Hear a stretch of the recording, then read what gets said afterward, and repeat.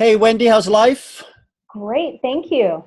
We were just talking, weren't we, before I pressed the magic record button about how I'm homeless and how you said to me, well, that's exciting. And I was like, well, yeah, it is, which was just a lie. Because then I was thinking, "No, it's actually really stressful. However, I guess it's just the way that you frame, the way you think about these things, right? Absolutely. Okay. So let's just jump straight into this then. What could I do to switch this like almost like habitual pessimistic attitude that I have? Like obviously I can break out of that. I wouldn't have been able to have quit all my addictions and turn my life around, quit my job, etc., etc. So I am capable of doing that. But it seems that like my modus operandi, my default behavior is doom and gloom. I'd say my first question to you would be, what is the purpose of the doom and gloom? What is the purpose of a doom and gloom? Well, I guess when you ask that wonderful question, it does have some benefits to me. Keeps me on my toes. It reminds me that I'm homeless, that I have to do something about it. It reminds me of my responsibilities to my wife, my children, um, and I'm talking about my house here in general. But in general, I guess I can pull some positives out of why I'm a little bit doomy gloomy, but there'll be some negatives as well. So I guess maybe I use it as a defense mechanism, some sort of risk assessment tool. And so that is something, it's a tool that you have crafted that at some point in your life worked really, really well. Mm, Now the question turns to, is it serving me or is it hindering me? mm, And is that default mechanism to go into the pessimism, to go into the realism, because sometimes we don't like to call it pessimism. Well, I'm just being realistic. mm, This is the situation. But is that allowing you to grow? And if it's not, what would be a better point of view, mental construct? Because in every moment, if we are fully present, we can completely write a new story.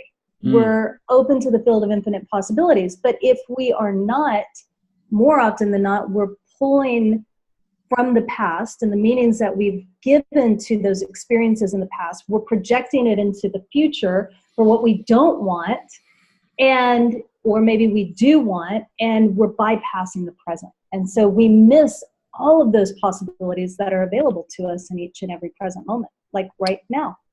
I believe, listening to what you said there, that my I believe I have a hardware. I look at myself as like a computer system. So I have hardware and I have software, right? So Right. if I want to improve my hardware, then I just go exercising. I do yoga, all this kind of stuff, I eat well, etc., etc.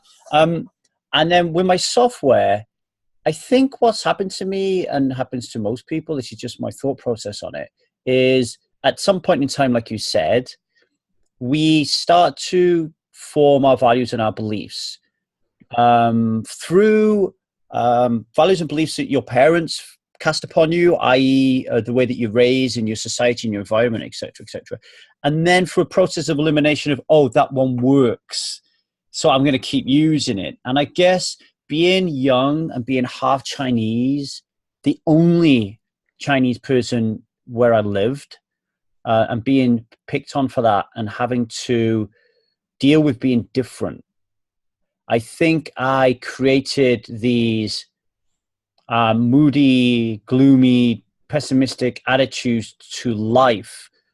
And somehow, obviously, I can't remember, they must have served me some good when I was younger.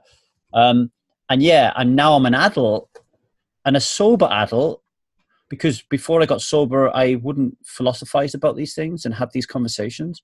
Now I'm having them. I can now see through conversations with very intelligent and enlightened beings like yourself that, yeah, this doesn't serve me. and then to start thinking about how I can change this to be different, a more empowering person, a powerful person, positive person in the future. So yeah, that's my take on it. Do you have any comments on that? I think that's a great way to look at it. I remember when I was moving to Vermont, we were moving across country, and my best friend had loaned me her GPS system, external one, because we had an older car, didn't have it in there. And we knew there were going to be places that we were that there wasn't cell signal, so we couldn't use our phones. And we were looking for a particular place to go visit in Virginia, and we put in the address, and we started realizing pretty quickly, this doesn't feel right. And we'd never been to this place. We didn't have any idea. And we had some idea that, well, it's a farm, so it could be in the middle of nowhere, but something wasn't feeling right. And eventually we are directed to turn down a driveway that very clearly states no trespassing. Right. And we knew we are not in the right place. And when we laughed and told her about it later, she said, oh yeah, I haven't updated the software lately. I guess I need to do that.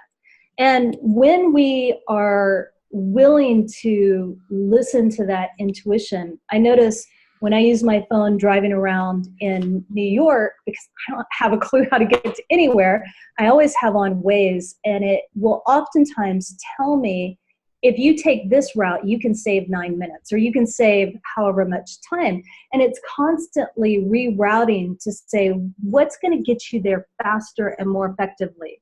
And avoid all of the painful traffic and all of the construction and everything else that might be slowing you down. And I think that is when you are in a place of presence, when you have that clarity, you're able to hear that voice, that instruction, that guidance that helps keep you on that path of the journey that you're here to be on. I have a question that came out of that. I love the metaphor of Waze. I think it's a great one. So thanks for introducing that into the conversation. Sure. I like it with Waze because it kind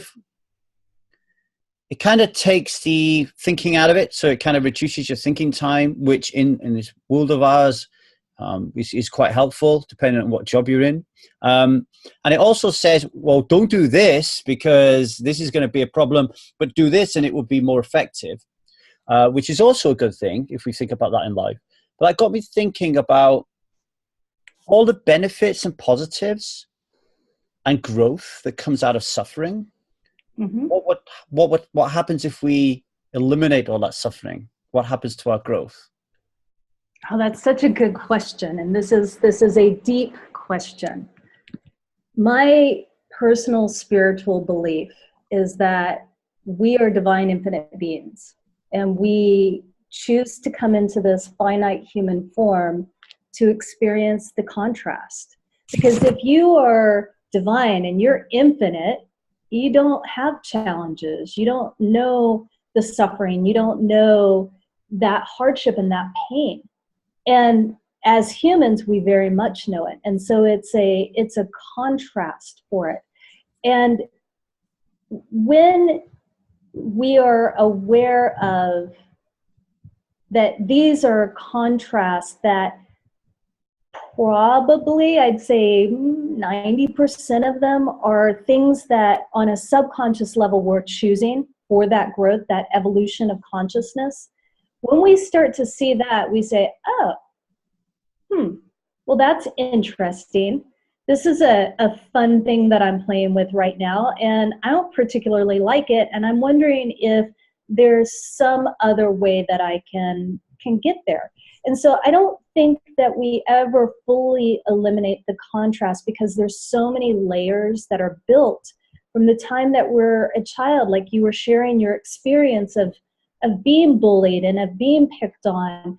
And there's probably family stuff that's in there too, that all these layers that build these mental constructs and the inner narrative that we have that shape our worldviews and allow us to either grow or hold us back. When we can get to a place that we can look at it, we know that there's more layers to it. It's never really gone. We don't graduate. We get to evolve. And at some point we move on. We leave this human body. I don't know where we go, but we get to move on. We get to go to just be, in case that was your next question, we get to go and be energy again, right? And we carry that just energy with us. And so energy, it can expand, it can contract, it can connect to other energies. How do we want to use that? And I think that is when I am connected to my essence, to my source, that is the fun way of looking at it. When I'm in a place of disconnection and I'm in that victim mode, which is really the default mode, because that's what I grew up with. That was all of the examples that I had. When I go back to that comfort zone, it's never comfortable. Let me just say that. But it's a comfort zone because it's my default. It's what I know. It's miserable. It's not fun. And it's like, why is all of this stuff happening? And how come I can't change it? And why did I have to go through this? And then I take a deep breath and I say, okay, well, this is interesting, isn't it? Here I am again, playing again on this default plane.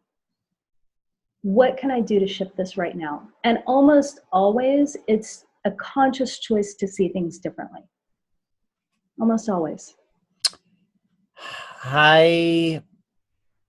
Since I quit drinking, I've become better and better at catching these moments when I'm acting like a child or beating myself up or whatever. I never catch it in the moment very well, particularly around conflict, right? So I never really catch it in the moment. So I'm always screwing up and then apologizing later to people. And there's a part of me that feels, oh yeah, it's okay, you're on the right path because at least you're catching it and apologizing. But you're still causing a lot of carnage on the way. For people listening to this who are thinking, I just can't seem to stop this. Like I can't seem to, like you just said to yourself, oh, I took a deep breath and said, well, this is interesting. We're here again. And I guess there's a lot of people listening to this who want to get to that space more often. How does that happen? There's a quote from the book Salt Eaters, and I'm gonna paraphrase it, but it talks about people who feel that their suffering is special, makes them special. And so they deeply anchor in it. And she says, but what if you chose to say, Blues, how do you do? Sit down, let's have a talk. And when you recognize that you've created that carnage again, or when you realize that you're sinking down into that hole again, and you say, what is this feeling that I'm feeling? Because what we resist will persist. So if we just try to say, oh, I'm not going to be blue anymore. I'm not going to be an asshole anymore. Pardon my language. Mm-hmm. I'm not going to do those things that create so much chaos around me. I'm going to be happy and I'm going to be wonderful. And there's a part of you going, no, you're not. Mm. You never have been. Why do you think this is going to be? And it's that mental narrative that starts going off, that voice in your head that's always there to remind you how much you suck. And so that's when you sit down with that voice, because there's a part of you, there's a part of all of us that it doesn't have to be a massive trauma. And I think that's the most important thing for people to hear. They could have had the best childhood and still have this experience because at some point they had a hurt that really affected them in a way that they said, I don't want to feel that way again. And so I'm going to shift a little bit so that I don't ever have to experience that again. But whatever that hurt is within us, it needs to be able to feel love, to be trusted, to be honored, to be respected, so that it can begin to shift into this person that you're aiming to become, that you really are and you always have been. There's a beautiful quote by Meister Eckhart that Father John O'Donohue revisited, and I like his, there's a place within us that has never been hurt by mankind, never been touched by mankind. It is a place that is pure. It is the source of all of our strength, our wisdom, courage, peace. But we hide that. We try to protect it. And in protecting it, we build these walls around it that not only can nobody else get to it, we don't get to it. And that's where that disconnection really starts to take place. So if we start to kind of knock at those walls a little bit, chip them down and say, I'm curious, what is that place?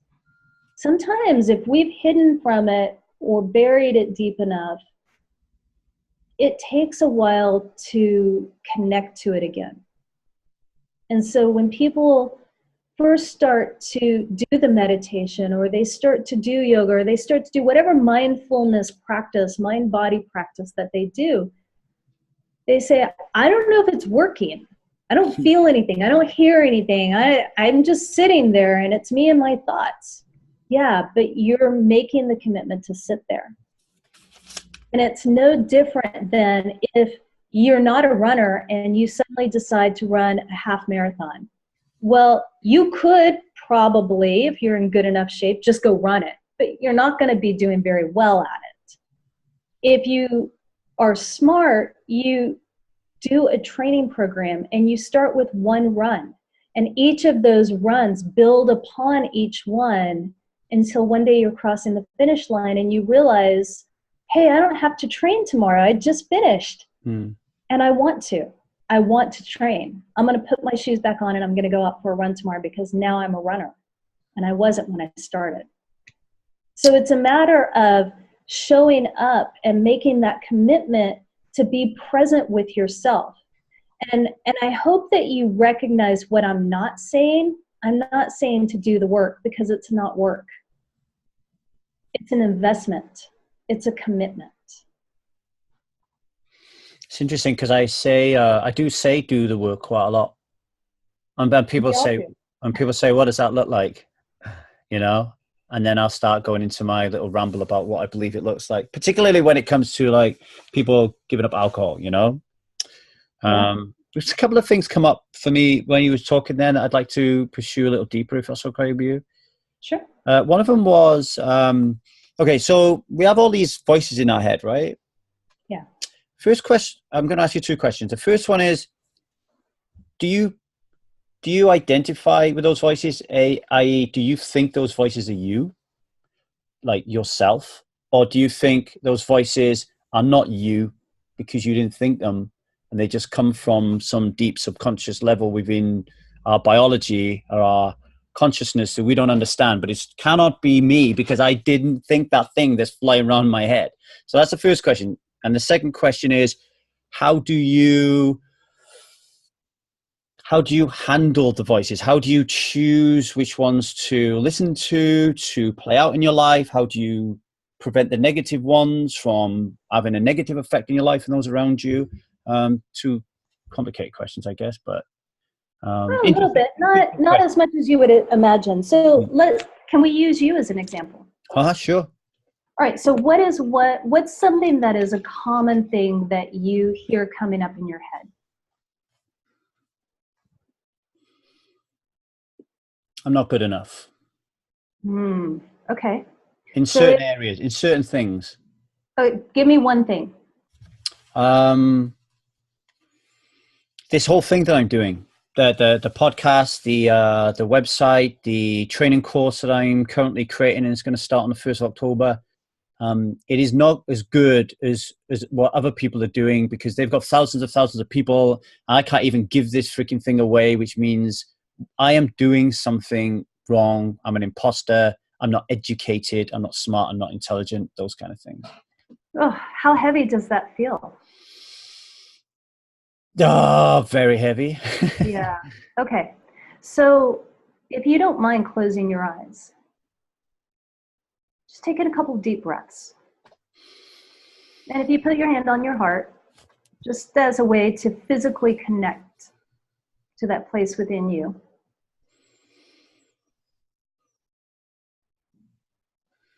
When was the first time that you heard or felt that you weren't good enough? Or that somebody said, Lee, don't be too big. Don't be bigger than other people. You need to be humble. The first time I felt that I wasn't good enough was when the children were taking the mickey out of me. The first time I remember anyone trying to shut me down was teachers in school, because they didn't, I don't know, I just wasn't stimulated by them, and I couldn't be who I wanted to be or do what I wanted to do, I guess. Yeah. So those teachers' voices, would you be willing to let them go? Yeah, I'd like to, yeah. I didn't ask if you like to or if you would. I just said, are you willing to? Yeah, yes, I am. Okay. And from this place within you, that place that is your source of all wisdom, courage, strength, peace,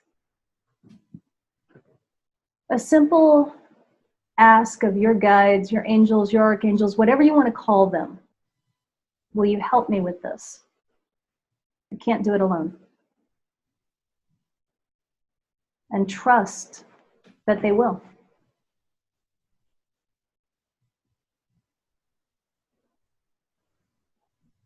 Just take a couple of deep breaths.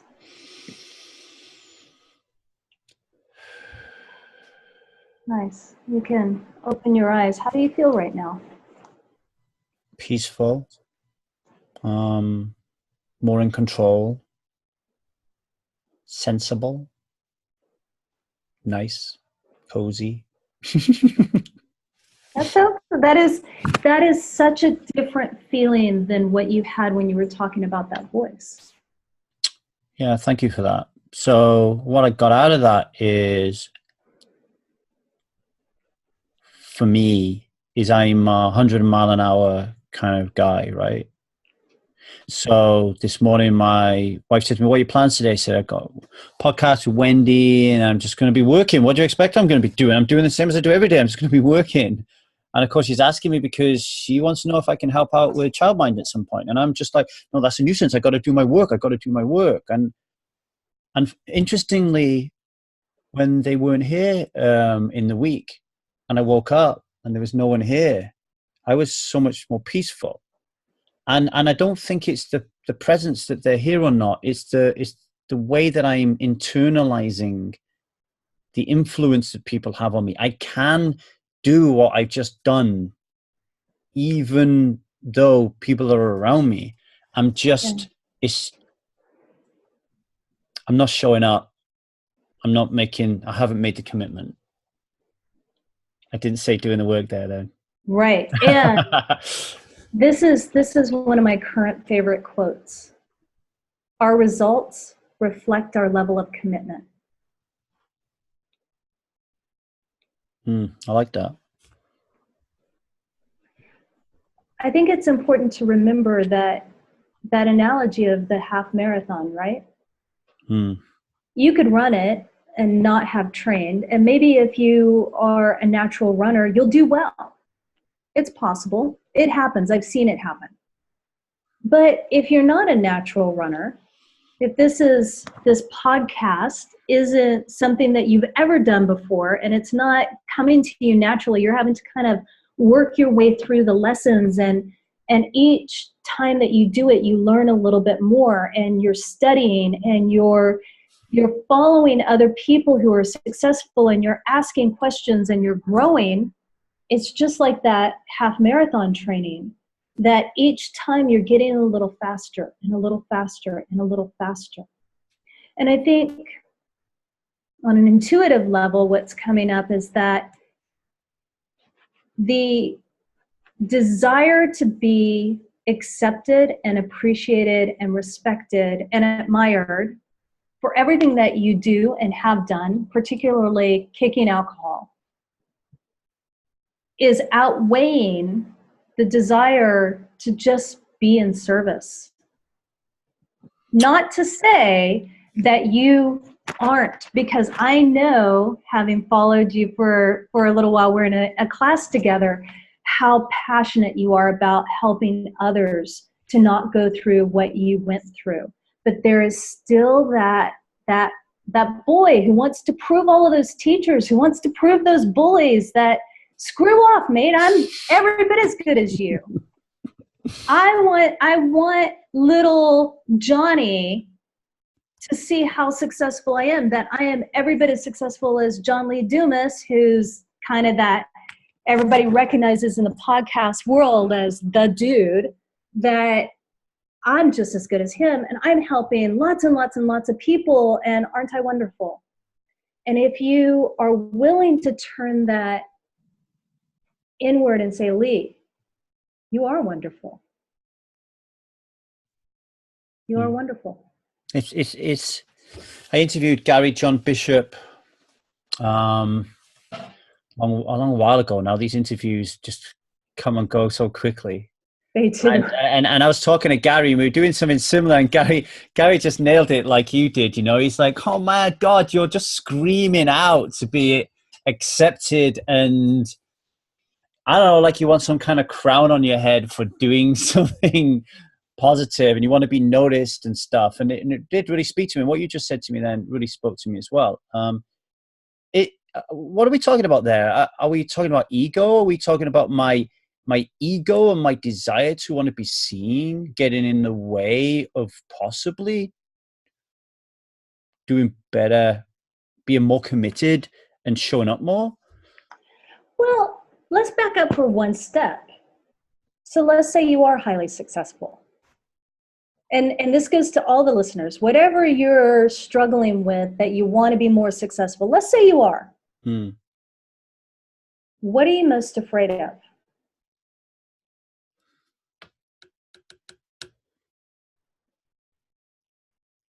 So the pressure is on. You've got people reaching out to you to be on your show. You've got press covering you. You're being asked to come talk to groups about being sober and that path and the philosophy that you have that is unique and is not Alcoholics Anonymous. What is it that you are most afraid of? I'm afraid of being challenged in a public arena about my philosophy. Which goes back to what?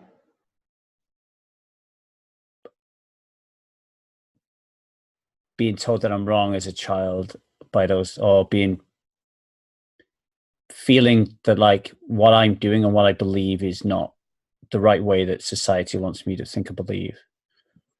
Yeah.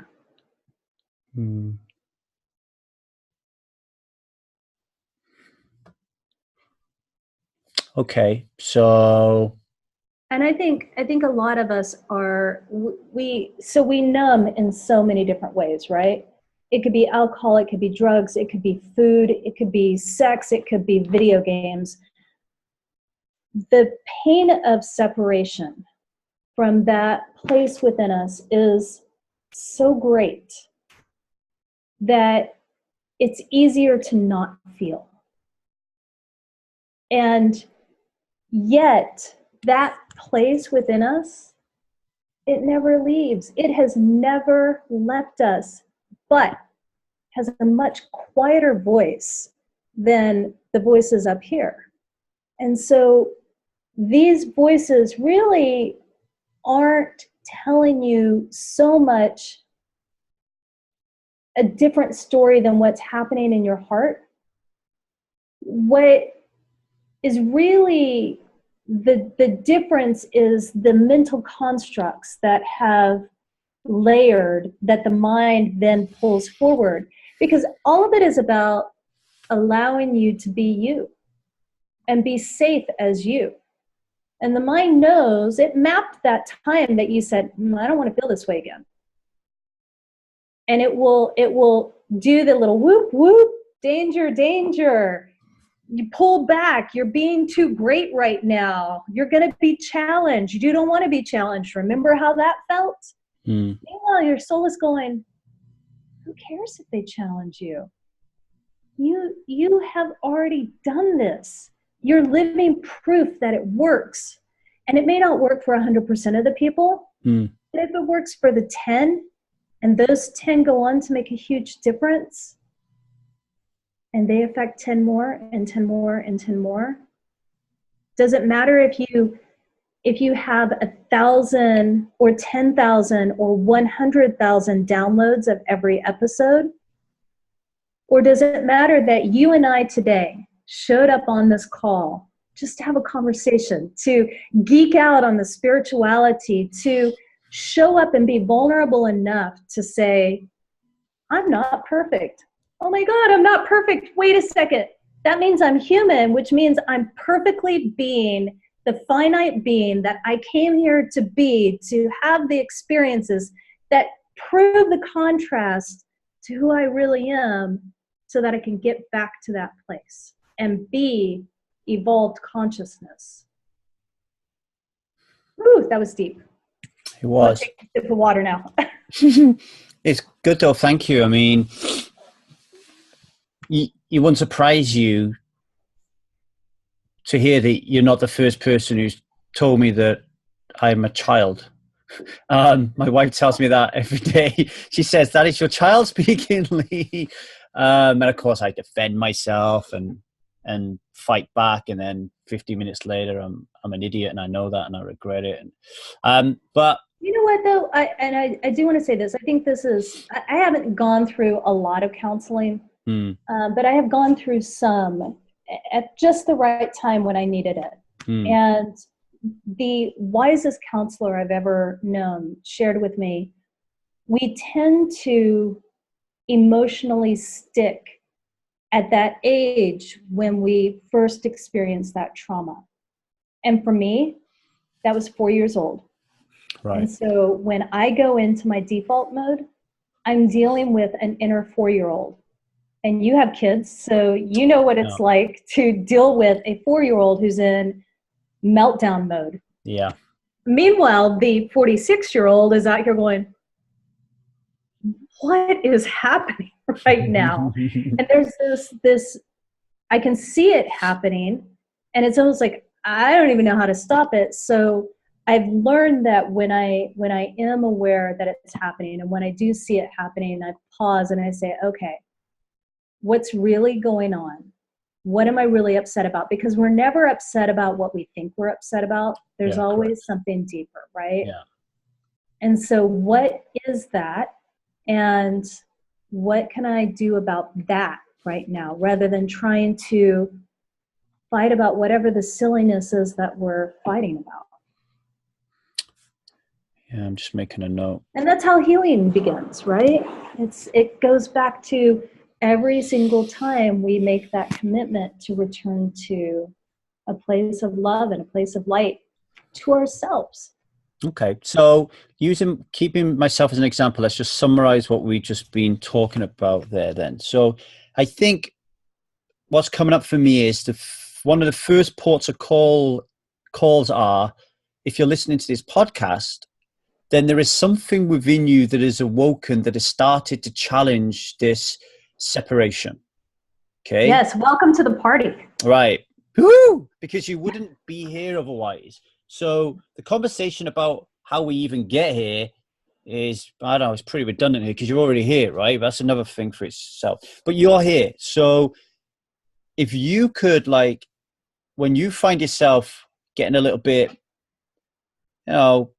moving off track, going off course or whatever, you can do the same kind of little, what's the word I'm looking for? Just a simple mindfulness practice, meditation. The practice, yeah. If you do the practice that me and Wendy just did, then that will shift your energy and your thoughts and stuff, right? And I guess so that's like an in the moment thing. So how do you kind of get closer and closer to not slipping away to default mode? I guess what's coming up for me, Wendy, and then I'll hand it over to you. What works for me, everybody's different. So what would work for me is to talk about it a lot when I'm on podcasts, is to write about it a lot in my blog posts, is to share about that experience when it comes up for me in the Strive Community Forum when I check in, is to talk to my wife about it on a daily basis when we check in. is to spend some time around my meditation practice, which is transcendental meditation. Spend some time around that where I am actually thinking about this. Because transcendental meditation is do not be thinking about anything, right? Right. But no. Let's think about this. Let's think about this child. Let's honor this child and tell this child that we love this child, but we don't really need it anymore. Like to say goodbye to it and just continually be committed to apply some real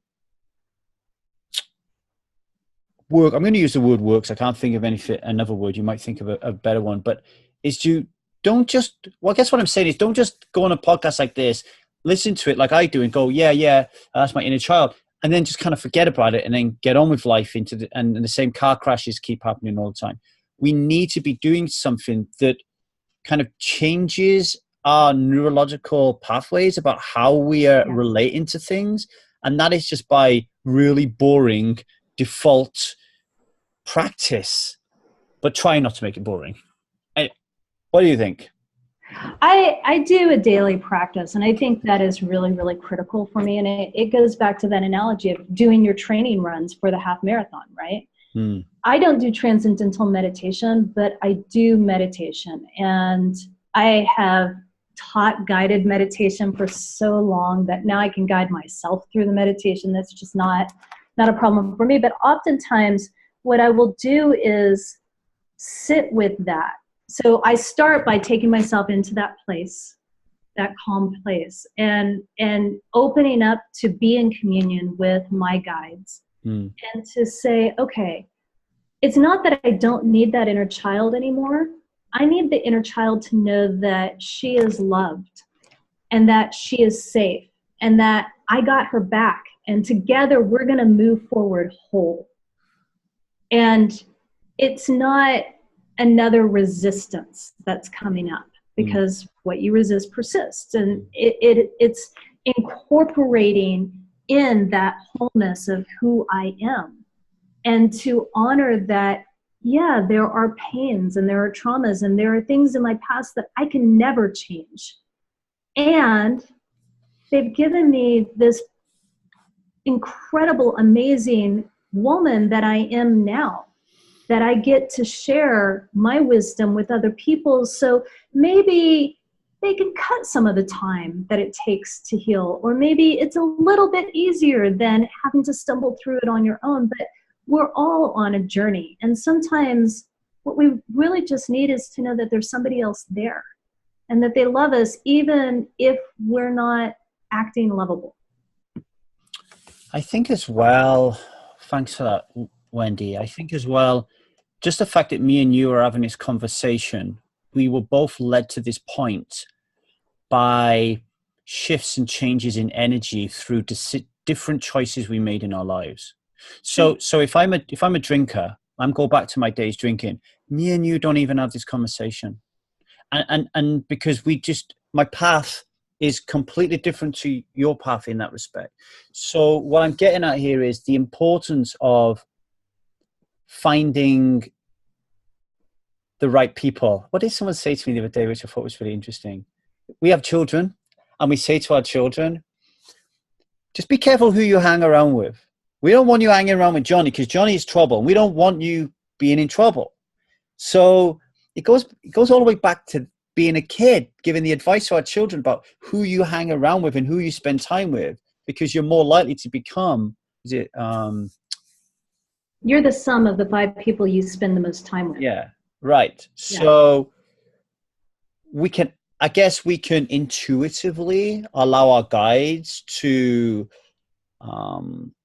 help gently push us to the right people. And I guess that happens. I know it happens for me, certainly. But also we can grasp the bull by the horns a little bit and go looking for the right people in terms of the practices we choose, like yoga, meditation, listening to great podcasts that get you thinking deep about life and stuff.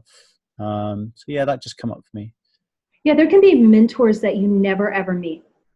Yeah. Tim Ferriss is somebody that I consider a mentor. Seth Godin is somebody I consider a mentor. And I may never meet these people, but they are people that I can look at day in and day out as examples of ways that I can live my life that is up leveling for what my mental beliefs might be at this time. And the other thing is that I think one of the biggest obstacles for a lot of people is the fear, in terms of changing who you spend your time with, it's the fear of absolute loss. So if I know that I have a parent who is a trigger, and their actions and their words make me feel so bad about myself, and I know that every time I go around them, I'm going to go on a bender afterwards because I just can't take that feeling, that pain. And yet, because it's my parent, I can't cut them out of my life. I don't know how to walk away from that. And I think for many people, there's someone, or maybe it's a community or a family, that they don't know how to walk away from that because they have nothing to walk to. And in some cases, it really may not be safe for them to walk away from it. And so I think we are wise to point out that, yeah, ideally, we just up-level the people we spend our time with. We can't change the people around us, but we can change ourselves. And that is hard enough work. I use the word, but it really is challenging enough to fulfill on that commitment and to rebuild that trust and to figure out how to unconditionally love ourselves. But when we do that, this is an amazing thing. And it goes into quantum physics a little bit. They've done this research around frequency, right? And if you look at a graph of frequency, low frequency tends to have really highs and really lows and big gaps in between. But high frequency is smaller and closer together. And when you place a high frequency next to a low frequency, the low frequency tends to elevate. And that happens within us. So if I'm staying grounded in my truth, and I say, you know what? I'm choosing joy and I'm choosing love. And I know that my parent is not nice, and I'm not excusing their behavior. I'm also not going to allow them to trigger me. I'm going to laugh. I'm going to love. I'm going to see this. I'm going to choose to see this differently. They are either going to elevate up or they're going to go away because they can't stay within that vibration. Mm-hmm. And if we're not grounded, we get pulled down to that low vibration. Yeah, I've got a good example of that actually. Is my father is a very stoic, typical hard man who doesn't tell you he loves you, doesn't hug you, doesn't kiss you, etc. And I've said repeatedly on the podcast in the past, I'm not like that. Yeah. You know, I'm a cuddly, huggy, kissy guy. So for many, many years, and I saw my dad, I would shake his hand. And then when I quit drinking alcohol, I changed and I decided to hug him and kiss him when I see him. And that was 8 years ago. In those 8 years, and believe you me, we actually haven't seen each other that much, maybe 10 times a year, believe it or not. It's not a lot. His reaction from visceral, what is this guy doing when I go to kiss him and hug him, to now when I see him, he's expecting the hug. He's expecting the kiss. He's kissing me back. He's hugging me back. Why is he doing that? He's doing that because deep within himself was always that loving man. He just didn't know how to do it. And because I've showed him how to do it, he's reacted and feels safe to behave like that with me. He's the same with my son.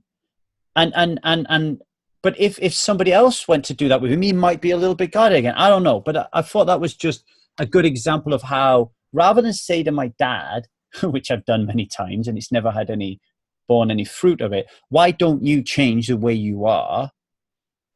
I, by accident, not because I'm a smarty pants, just changed how I was interacting around him, and that led to him changing. And also what's happened, Wendy, and I don't know if this is just coincidence because he's getting older, he's softened in other areas as well.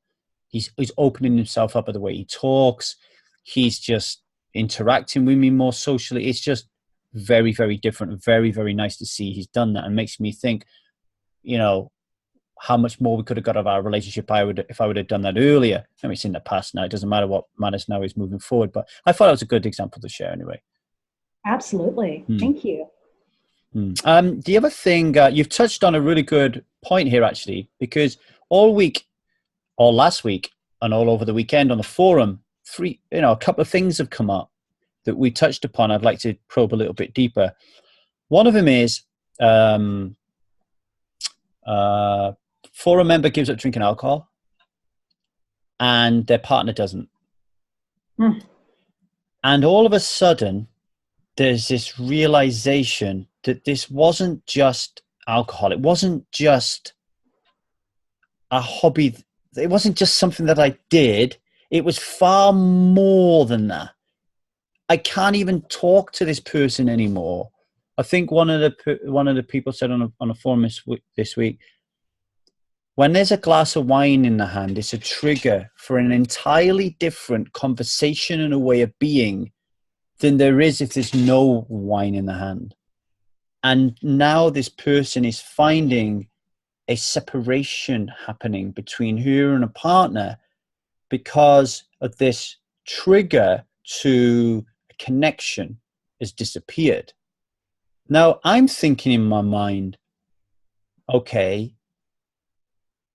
but that's just a trigger that we've identified with psychologically, habitually, that led somewhere, and it doesn't exist, but we still managed to get to this place where we connected. So it's still there, the connection's still there, we just need to change the trigger. But we were talking earlier on about cannot change anybody else. Don Miguel Ruiz, if you want a dog, don't buy a cat, right? Right. So if we have a partner in our house and we've given up drinking and now all of a sudden our relationship is different, we have to work on being ourselves. Because if we get to that place where you took me to about 30 minutes ago and I'm in that space, it's going to affect the people that are with me, and it's not going to affect them in a bad way. Right? Maybe not. Oh yeah, I guess they could get angry, right? Well, and if they feel like your expectation is that they have to change a behavior or a habit that they're not ready to change, there's going to be defensiveness and fighting. That's going to be a natural thing. And it goes back, and this is such a fine line, because when we're willing to look at somebody as they are now, so as your wife looks at you and says, do you hear that's the child in you talking? She sees that brilliant potential that is in you. She sees who you really are, and she sees who you're not being in this moment. She doesn't stop loving that being, but she's also calling you out on bad behavior, right? So if we recognize that hurt people hurt, they hurt themselves and they hurt others, and often they do both. And if we can look through the bad behavior and hold a space of love for that being that is hurting, and to be able to stand the ground and say, the bad behavior is not okay. When you do this, I feel this. And what I really need is this. That brings us to a very different place than, you're such a jerk when you drink. I can't believe I was ever with you this long. I can't believe we've stayed together. I can't even believe who you are anymore. I don't know you. immediately they're gonna go into a very, very dark place, right? And a very defensive place. Well, look at you. Who are you to be talking about this misrighteousness? Mm.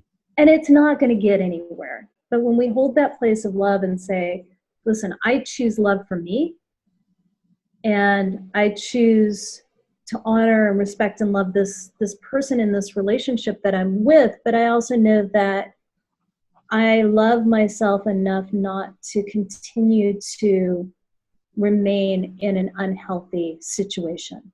And it may take walking away from that situation in order for evolution to happen.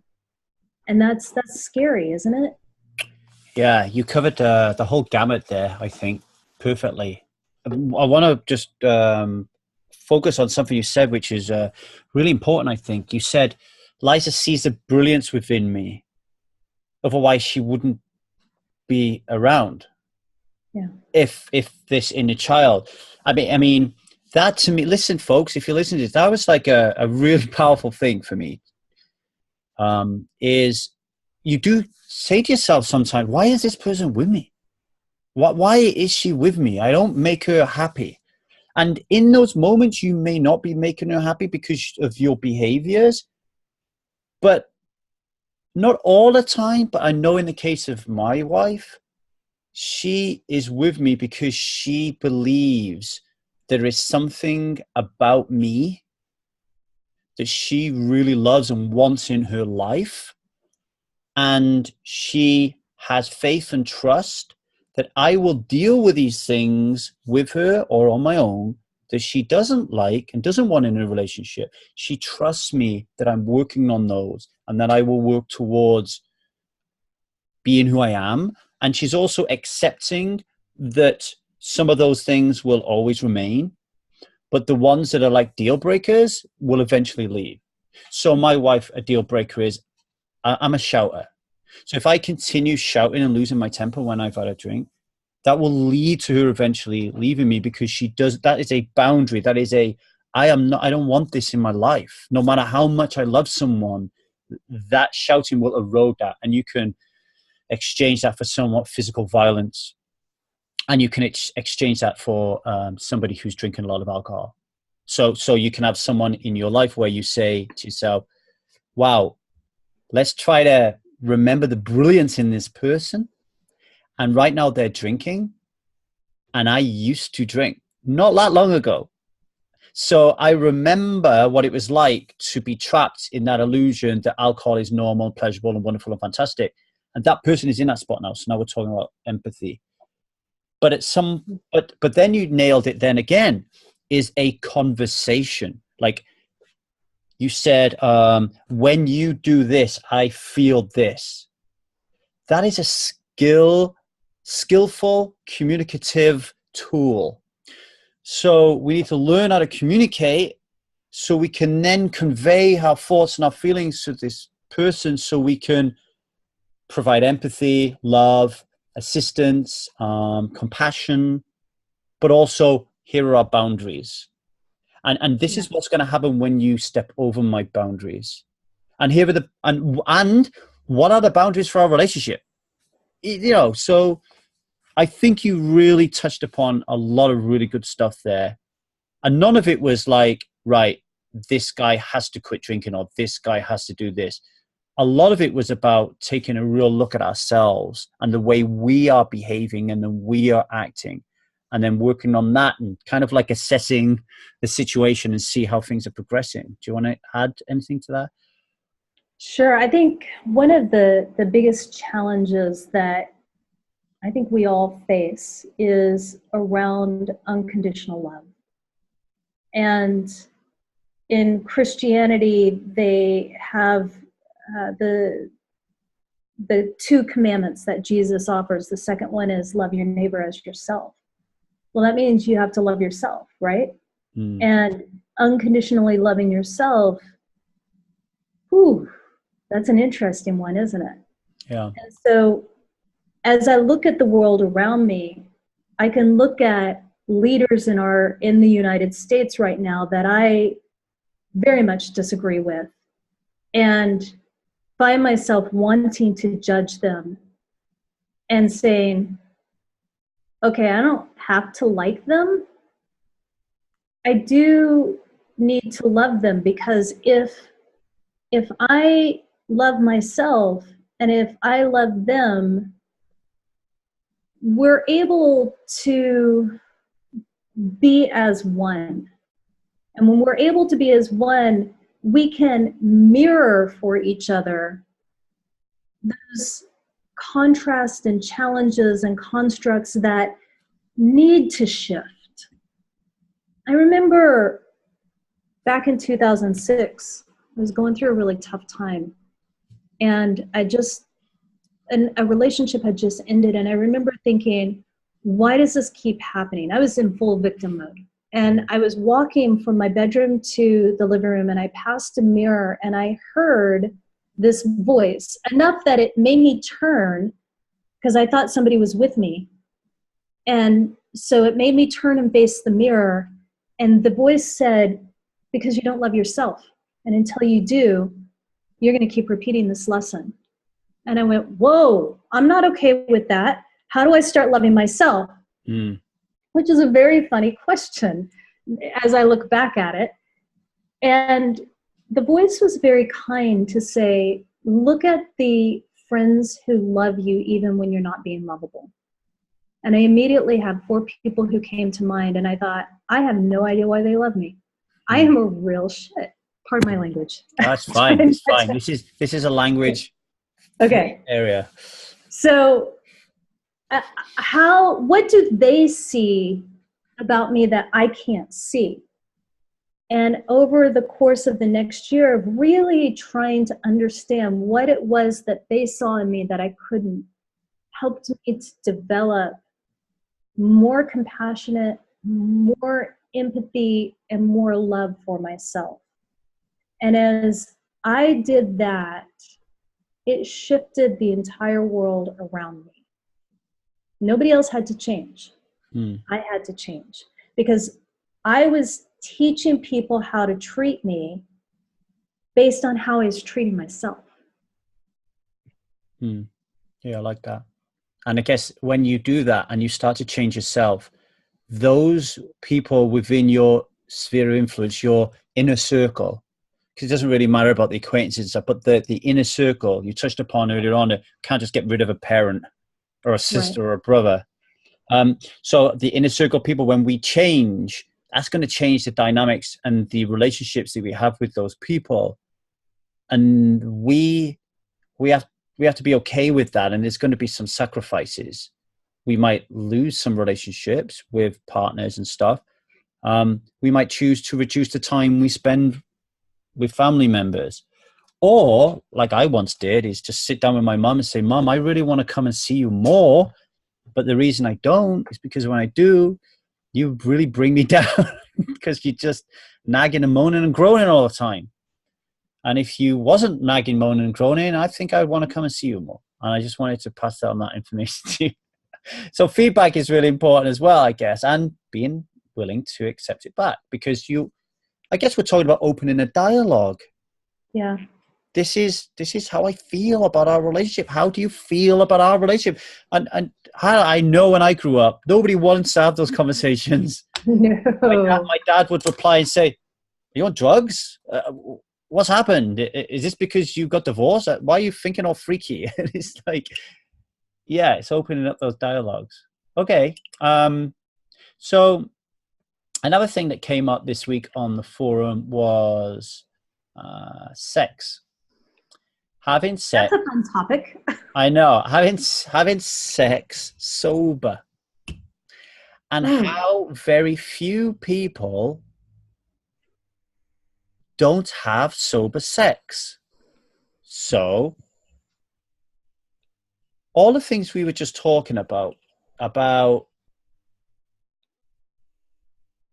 learning to love yourself and respect yourself and have compassion with yourself, to me, that takes you off down a path where you come across things like confidence, self-esteem, where I got naked the other day in front of my wife to try some clothes on and stuff.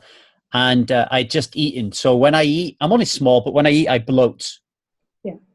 Which is just, it's just the way it is. Nothing I can do about it at the moment. It's my gut, and I'm working on. I can do something about it. I'm working on it, but you know what I mean.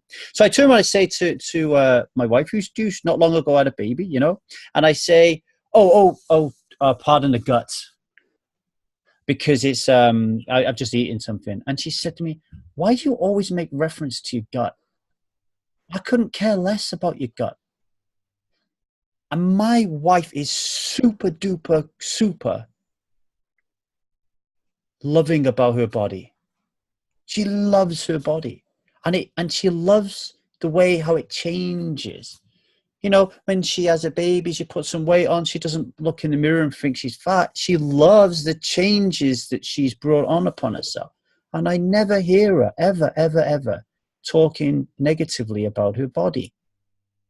Which means if everything else is in shape, if I am looking after myself, if I'm playing ball with my inner child, if I'm working on turning the pessimisms into optimisms, if I'm calm and slowing down and really trying to choose my pace in life and not go with any flow, that is going to lead to a connection with my wife, especially if I'm spending more time with her, coupled to this, like, I love my body and the shapes and everything about it and each other. That's going to lead to sex. Right. Did I miss anything there?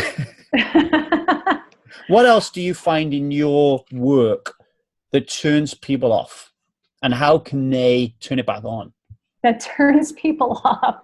That's a long list there. I think there's a reason in Alcoholics Anonymous that they say, do not date for a minimum of 6 months, but really more like 12 once you decide to take on the path of sobriety. Because relationships bring out the best and they bring out the worst in us. And when we're in a time of transition, I mean, really, let's be honest, you have to learn who you are now as a sober person, because the identity that you had that was so reliant upon the alcohol isn't there. And it's raw and it's vulnerable and it's new. And it's wise to start dating yourself to the same way that you would date somebody else. So when you met your wife, you wanted to learn all about her. You wanted to know what made her tick, what makes her laugh. You wanted to try to make her laugh. Like all of these things that you have to really learn about yourself now is so, so, so critical. And if abuse was in your background, particularly emotional, physical, sexual abuse, it is very, very wise to take the time to heal that, work with a professional to bring healing to it, because it can, if that is there and now you're not numbing to it, and you go to have sex and all of those insecurities come up, well, number one, you may not choose the right person to have sex with. But number two, then what? Or you push back into those old habits that you've worked so hard to let go of. And so I think sex is such a beautiful thing. And I know, at least in our country, and I'm going to speak specifically to that, we have some messed up beliefs about sex, about the human body, about gender. There is so much baggage that comes along for so many people for sex. You're not just going in, stripping down, and doing the deed. You're bringing all that baggage with you. And it's worth, I'm going to use another analogy. I love analogies. When you think about an overstuffed closet or overstuffed garage, right? And you decide that you're going to clean it out. you've got to take all that stuff out first and sort through it. But when you take it all out of that confined area and you see it sitting there, you're like, oh crap, what have I done? How am I ever going to get through this? And it brings up anxiety and panic. And that's when it's important to just say, I'm going to take one item at a time. That's all I can do. I'm going to pick this item up. I'm going to decide, am I keeping it? Am I letting it go? And then I'm going to move on to the next. And eventually you make it through all of them. And you have this wonderfully organized, clean closet or garage that's usable again. And when it's scary to really start to clean out all of that baggage, but it is absolutely necessary to be functional as a healthy human. Because very few of us are going to choose not to have sex. There will be some, but if the sex is healthy and if it is enjoyable, we're going to want more. That's how it works. Yeah, I think a lot of people in relationships, they get themselves into a sex schedule. So Friday night is sex night, or the kids are out right now, so we've got to have sex. And I see people get hung up on spontaneity issues. I'm not really in the mood, but today's the day, which can bring in some, what's the word I'm looking for? Resentment, particularly from the female side, because I think men are more able to just be like, okay, it's Friday night. I've been looking to this all week, where a woman's more like, are you kidding me? You've been a complete jerk all week. Like, I don't want sex right now. But I think if we go back to what we've been speaking about for the last 17 minutes, and we work on all those things, then that is less likely to happen. And we are certainly we're certainly more comfortable to turn around and say, I don't really feel like sex tonight. And here are my reasons why, and for that to be respected and accepted. Not worrying that there's like this huge issue or problem, because your relationship is solid, and yeah. I'm gonna give your listeners two references, and realizing that I come from a female bias. These are both women. I'm sure that there are great men out there who deal with these issues too, but I have chosen to follow women on this. One of them is Mama Gina, and the other one is Layla Martin. And I'll make sure that I get you their website so you can put them in the show notes. That'd be great. Both of these ladies, and Layla Martin does talk about couples. So she comes from a tantric viewpoint. Mama Gina is really about learning how to love and respect yourself so that you can feel sexy, you can feel spontaneous, you can create those healthy boundaries and have that healthy communication, so that sex does become joyful and not just another thing you got to have on your to-do list because you want to keep your husband happy and blah, blah, blah, blah, blah. Thank you. I will definitely put those in the show notes. Do you work with a lot of menopausal women? And if you do, is there a different energy issue that comes up that needs to be dealt with? And if not, we'll just move very quickly to the next question. Well, I'm going to be vulnerable. You've been very vulnerable on this show. I'm perimenopausal right now. So I'm starting to move into that stage in my life. And my best friend and I were talking about it recently. Neither of us have a female family member who can tell us what to expect. Right. And so we are basically navigating our DNA course alone. And it is crazy. I cannot even begin to tell you how bizarre this is. And so for me, it has become a constant experiment on supplements, diet, exercise, energy work, mindset, to be able to help my body through this transformation, because it is a natural part of life. And guys have their own version of it too. It's not just women. We all have hormonal shifts, and there's incredible research out there on aging and how to best support your cell's aging process. And I think if people are interested in that, that would be one of the things that I would talk about and or refer them to. And I think the other thing for me is Ayurveda, which is a sister science to yoga, because Ayurveda is all about balance. Everything that we ingest, we have to digest, and we either assimilate it or we eliminate it. And if any part of that process isn't working, we're out of balance. And that goes for everything that we hear and we see and we think.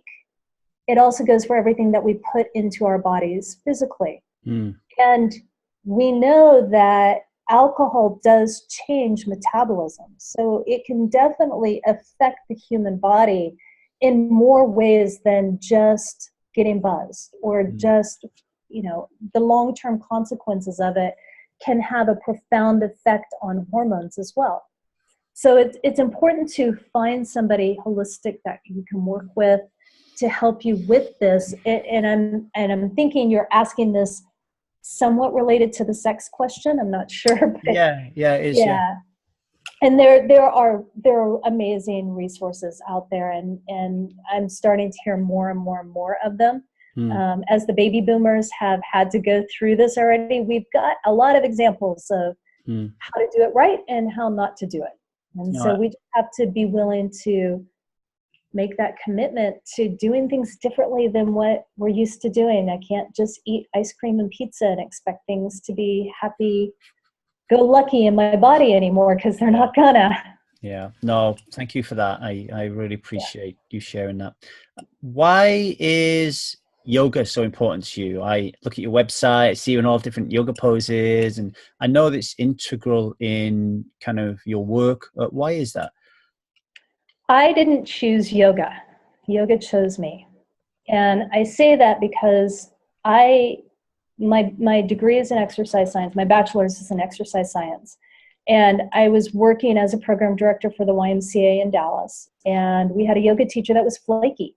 And so I took a weekend warrior certification for the simple fact of being able to step in if this woman was late, because it was making all of our members who were going to that class very, very angry, which always seemed really counterintuitive. Aren't yoga people supposed to be happy? What's going on with this? And so about a year later, I moved, and I was trying to change my career field, and 9/11 happened.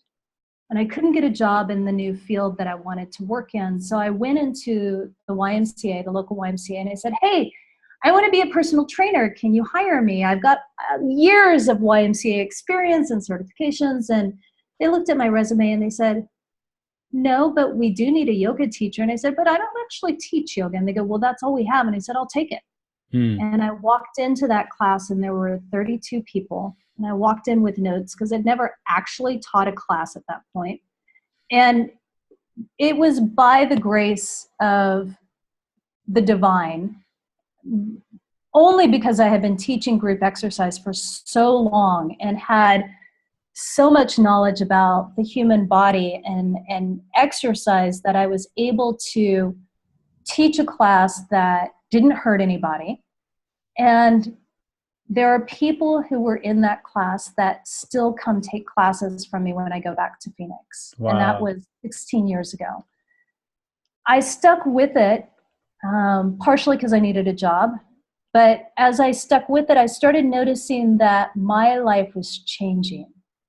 And I wrote a book about this last year called Yoga is Alchemy. And what I said, the title comes from a line in the book: if you stick with yoga, yoga will change you.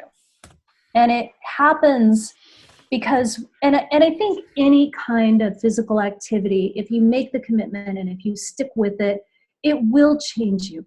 There's something interesting about yoga that it increases strength, balance, and flexibility. It teaches us how to surrender.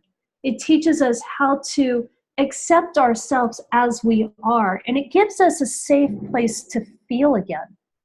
And it's hard to feel again when you have chosen to numb yourself from the pain, going way back to the beginning of our talk today. Mm-hmm. And I have watched over the past 16 years the transformation, not only in myself, but in the hundreds of students that I've taught. And I see a roadmap, and it's challenging because yoga, the asanas of yoga were taught by male yogis to male students who weren't paying attention. They needed a physical activity because everything was taught word of mouth. And so these kids weren't paying attention. They needed some kind of physical activity to keep them focused to learn the Vedas. And in that time, it was not uncommon that you go to a cave and receive enlightenment. Well, who can do that now? Maybe if you're head of Microsoft and you've got all the money in the world, you can take off to Nepal and do something really awesome. But most of us aren't in that position. And so how can we step onto the mat and do these asanas in a way that becomes cross-training for life? In a way that teaches how to show up more compassionately, not only for other people, but for ourselves. How can we learn how to be stronger both on and off the mat, more flexible on and off the mat, more balanced on and off the mat? And how do we start to use those asanas and use that savasana, the final meditation at the end, that allows us to let go? Because monkeys would get trapped by a coconut that had a hole drilled in it, and they'd reach their little paw in for the grain of rice, and when they grabbed the grain of rice, they had a fist and they couldn't pull their paw out from the coconut anymore. But if they let go of that grain of sand or of rice, they would have just been able to pull their paw out. They get trapped by what we hold on to. And so yoga gives me and gives others a roadmap for how to live better. Yeah, I was just going to say, for the last 18 minutes, we've been talking about how to live better. And it sounds like, it just sounds like yoga is the way to live life better. It just seems like it just ticks so many boxes. I mean, even one of the things that I've noticed is the stress that I manifest in my life. It shows in my physicality, in my back, in my neck, in my shoulders.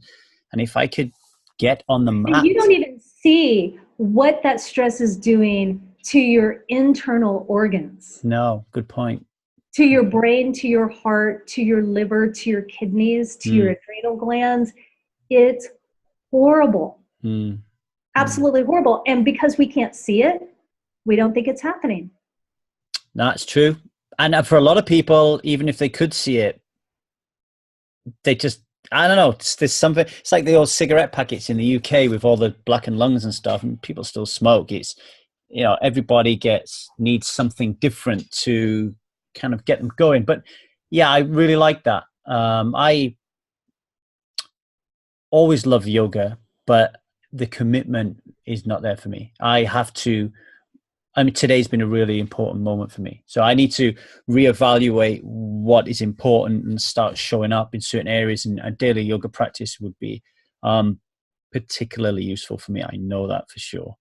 So thanks for that. And I think, and here's where I'm really quick to tell people, I love yoga. Yoga changed my life. I've watched it change a lot of other people's life, but I don't do it daily. And I don't know that I want to be quite honest. Right. And I think that even if you do it a couple of times a week, you'll see changes. Now, certainly if you're doing 10, 15 minutes a day, you're going to have faster, better effects. But any kind of physical activity can give you that same release of energy. Yoga is one way to do it. It's not the only way, and it's not for everyone. Yeah. And there are so many styles of yoga, and within all of those styles of yoga are so many different kinds of teachers. I am fortunate that I substitute at a franchise in New York City that has different locations, and I get to take classes with different teachers. And there are some classes that I think, well, I made it through the class and I'm glad that I did it. And there are classes where I walk out and say, whoa, what just happened to me? Because that, I don't even know what happened, but I know something big just happened, and I can't wait to see what the results of that was. Yeah. And you just got to find that teacher that resonates with you and find the style that resonates with you. I like that.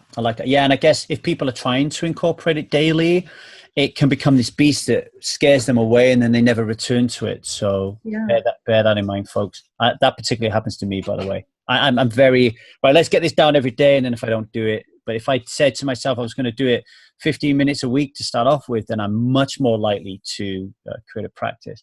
I got a question from a reader, and then we'll let you go onto your day. This is from Susie in the Stride Community Forum.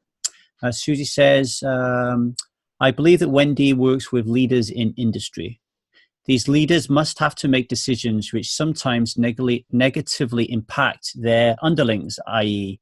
redundancy, eroding pay conditions because of marketing forces, etc. Do you see your role, Wendy, as questioning leaders and enable them to examine their behavior and what impact it has on their workers? Because according to statistics, the number one reason people leave their jobs is they don't like their manager. Right. Nothing to do with alcohol, but I've been there, and that can lead you to grab a bottle or two. Yeah, emotional intelligence is what will be the marker of successful leaders as we move forward. It already is becoming a common marker. And it was interesting looking at an article this weekend in the New York Times about Silicon Valley and about the sexual harassment cases and gender diversity within the tech industry, and the backlash that is coming, that a fairly small group of men are calling it a witch hunt.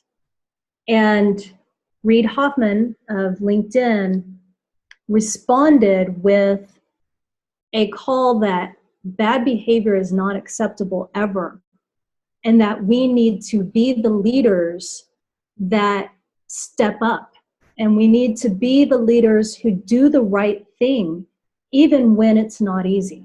And I think that yoga, the way that I do the cross training is to help people connect to their true north, so that when they do have to make these decisions, they can say, and I'll use, for example, redundancy. That can happen. And in business, if you're not making money, it's a hobby, right? Or it's going to close, one of the two. So in business, the idea is that it needs to make some kind of profit. Hopefully, it's a good business that's also investing in their employees, and that it's growing in many ways, not just the bottom line. But in a business, there may be times that difficult decisions have to be made. How do you make them as well as possible? How do you support that individual to be able to build on their strengths and move forward in the most effective and efficient way possible?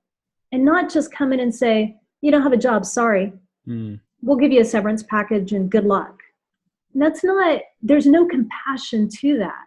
If we see this person is another human being, this person probably has family, and they've got skills that they can use to move into somewhere else. How do you help them harness that energy and to move forward? And I think that all leaders, if they are willing to step onto the mat, they're going to develop that emotional intelligence.